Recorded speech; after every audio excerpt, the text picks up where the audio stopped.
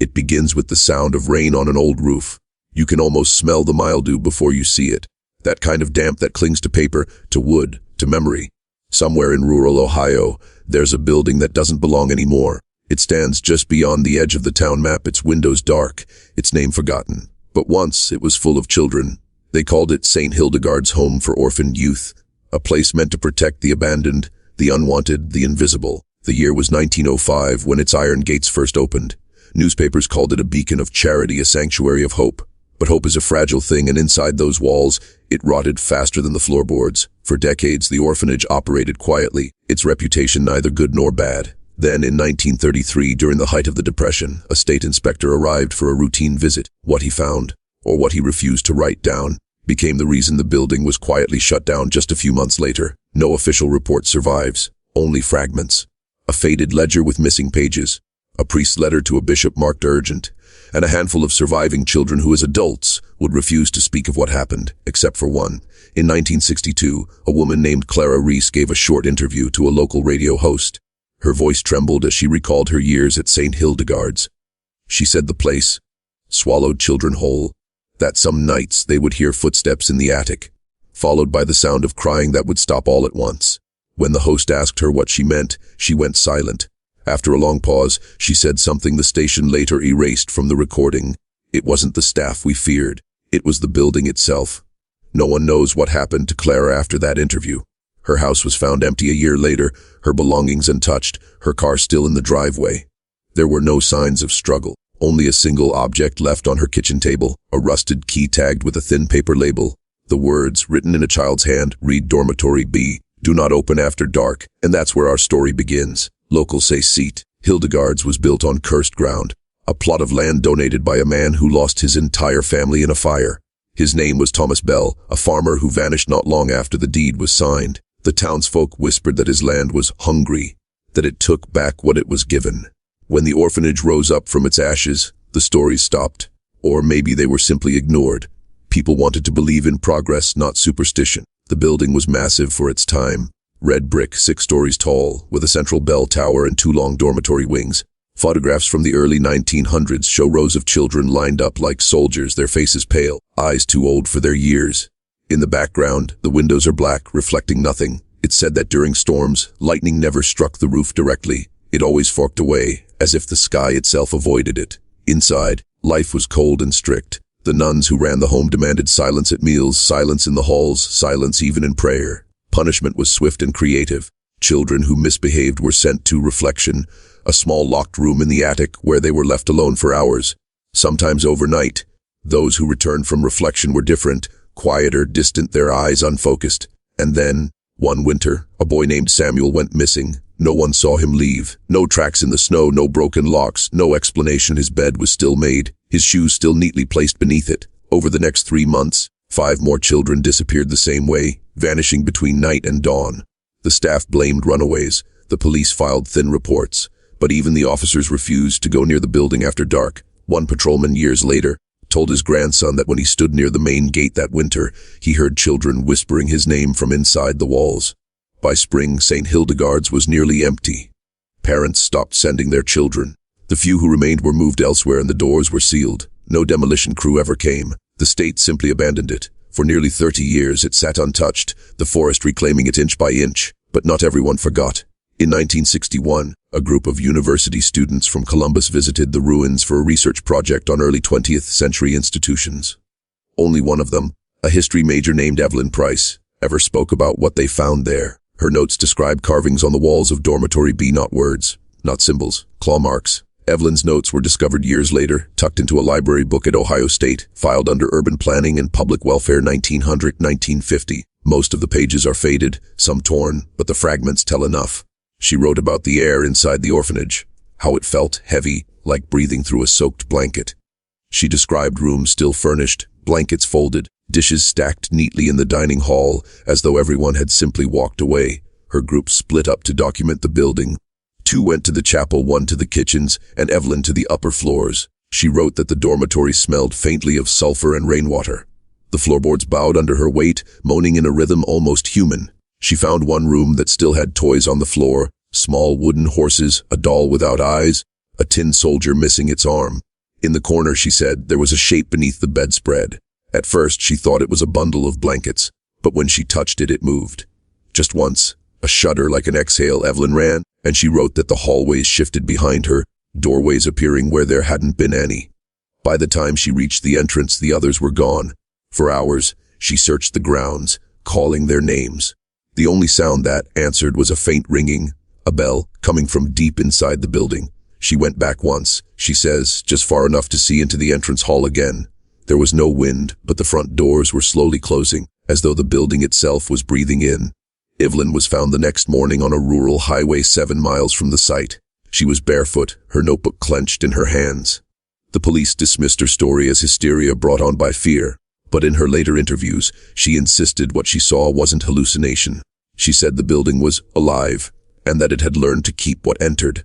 When asked what happened to her friends, she replied, "They never left. You can still hear them if you stand by the foundation after sunset. Today, only the basement and part of the western wing remain. Locals say strange lights flicker there in the early hours, like candle flames moving from room to room. Hunters who've camped near the site tell stories of laughter carried on the wind, followed by the unmistakable sound of a bell tolling once, faint and hollow, like a call that never ends. And if you look closely, the trees that grow near the ruins seem wrong. Their bark peels inward, curling toward the center, as if pulled by something still buried underneath. In the late 1970s, an archivist named Daniel Voss began researching Ohio's forgotten institutions for a state preservation project. He was meticulous, methodical, not the type to believe in ghost stories. But when he came across the missing records of St. Hildegard, something in the gaps drew him in. There were transfer lists with no destinations, census records that jumped, skipping names like skip beats. Between 1928 and 1933, over 40 children were admitted, but only 27 were ever recorded as leaving. The rest, gone. No forwarding addresses, no death certificates, just silence. Voss traveled to the county records office, then the diocese archives. In a sealed envelope labeled Private Correspondence, Bishop H. Brandt, he found a single letter from the orphanage's last headmistress, Sister Agnes. It was dated March 3, 1933, 1 week before the closure. The ink had bled in places, but most of it remained legible. She wrote, "Your Grace, the children do not sleep anymore. They stare into the corners and whisper to those who are not there. I hear their voices at night, calling from the dormitory. They ask to be let out, but when I go to them, the beds are empty.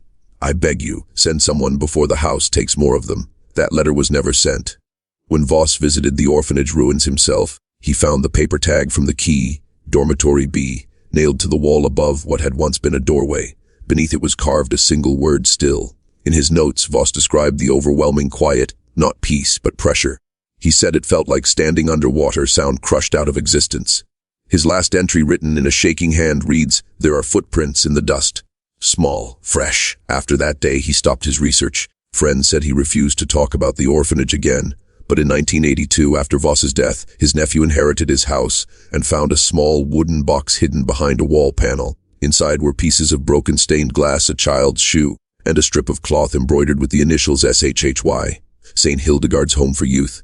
No one has ever explained how that cloth was so clean or why, when unrolled, it smelled faintly of smoke and lavender, scents long associated with funerals and cleansing. It was the last physical trace of the orphanage to surface before the state officially condemned the area and fenced it off for environmental hazards.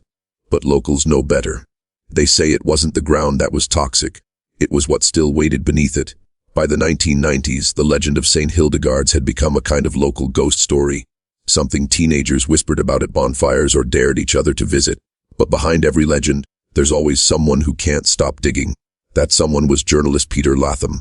Latham worked for a small Ohio paper known for his series on places that shouldn't exist. He wasn't chasing ghosts. He was chasing negligence, corruption, hidden crimes buried under faith and brick. When he started asking questions about the orphanage, the county offices gave him nothing but shrugs. The church claimed ignorance. But one night, an anonymous letter arrived at his desk. It contained no return address, just a single line scrawled in pencil. "You're asking about the wrong people. Ask about the donations." He followed that trail through decades of ledgers and diocesan receipts. He discovered that, in its later years, St. Hildegard's received unusually large private donations from a manufacturing company called Whitford Chemical, based just outside Cincinnati.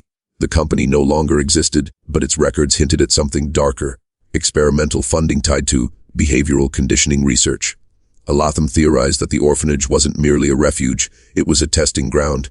Children with no families, no oversight, and no voices were perfect subjects. He found blueprints of the basement showing rooms that didn't match the official layout. One labeled Observation Chamber B, another Auditory Response Testing. The most chilling part came from an interview he conducted with an elderly nurse who once worked there as a teenager. She refused to give her name, but her voice trembled when she said, "We didn't understand what they were doing." The children were made to sit in those rooms for hours, listening to sounds. Low tones like a hum. Some would scream until they fainted. Others would just go quiet and stay that way. Latham's article never made it to print. The editor pulled it, citing unsubstantiated claims. 2 weeks later, Latham's apartment burned down in what was officially ruled an electrical fire. His notes, tapes, and photos were lost. But online, fragments of his research survive. Grainy scans, redacted names, whispered reposts on forgotten forums. One page shows a photograph of Dormitory B taken at night. In the window, you can see the reflection of Latham's flashlight. And behind it, a row of faces. Not children, not quite human. If you're still watching, you're already braver than most. Tell us in the comments, what would you have done if this was your bloodline? Would you keep digging or would you let the dead rest? They say time erases pain, but in Ohio, some wounds don't fade. They just sink deeper. By the early 2000s, the land where St. Hildegard's once stood was purchased by a private development company planning to build a subdivision. Bulldozers arrived in the spring. The first week went smoothly, clearing brush, marking boundaries, until one of the machines struck something solid.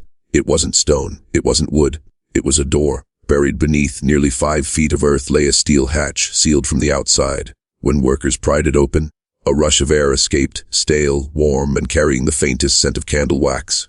Inside was a staircase descending into darkness. No one wanted to go down, but one of the site managers did. He carried a flashlight, stepping carefully, his voice echoing up the narrow corridor.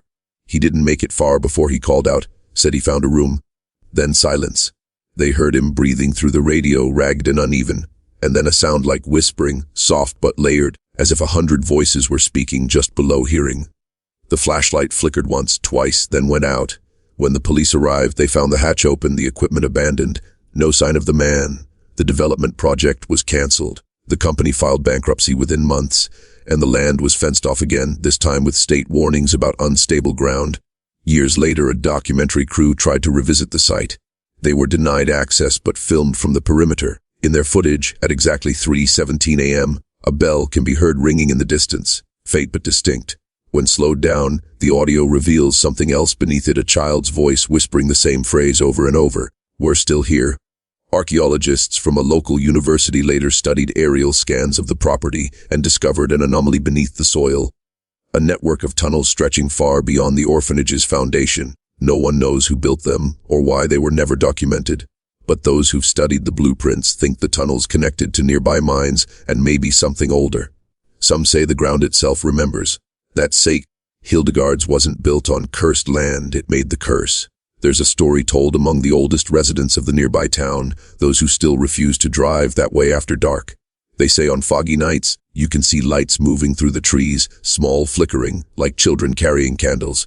And if you listen closely, you'll hear a door creak open beneath the ground and a single, distant bell. They tried to forget. Ohio grew, towns expanded, and history covered itself in concrete and convenience stores. But some stories don't rot, they ferment, they wait. In 2014, a genealogist named Anna Klein began tracing her family's lineage through adoption records. Her grandmother had been a ward of the state, born somewhere in the Midwest but never told where. When Anna's research led her to an unmarked entry, Child 47, Hildegard Home, 1932, she thought it was a clerical error. The orphanage didn't even exist in modern databases. But the deeper she dug, the more she realized that her bloodline passed straight through it. She drove to the old property one evening in late October. The air was damp and cold, the kind that clings to the lungs. The fence was still there, topped with rusted wire, but a section near the tree line had fallen. She slipped through, flashlight in hand, walking the overgrown path that once led to the main hall. She recorded everything. The ruins, the stone steps swallowed by moss, the carved initials in the bricks. Her last recording ends with her voice trembling, whispering, "There's light in the basement."